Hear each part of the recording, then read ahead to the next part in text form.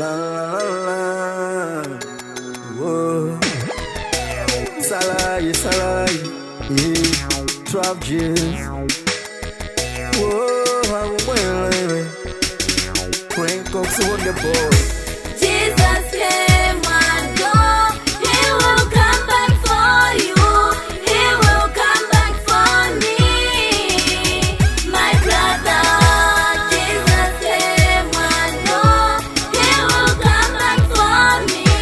He will come back for you, my sister. Abale kalani, kalani wamosega. Yesu akubwela kusazenga tuwage. Oyela ntima asawela tambo pamozi ndi Yesu usaone kujedwa. Zizakhala zofesa jisoni hena mwaife tikupita kumoto. Oyela ntima asawela tambo pamozi ndi Yesu usaone kujedwa. Jesus came and go. He will come back for you. He will come back for me, my brother. Jesus came and go. He will come back for me.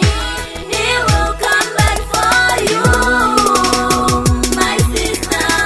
Sekula maso wako tawona gomwe kubira ruziko kusinda each and every day uchimo wachuluka padziko nkonde bose bose mumaiko tundundi ntunduru kupana pachibale kuwukilana chigololo jatenga malo atamuna zikwadilana wokawoka aloleza tsikana kujotsa mimba zikola pasi lulaipa usayike moyo wako pachuma Yesu wakubwela pompano kuzatenga hantu wake wose oyela ntima tawi ndiyo mwe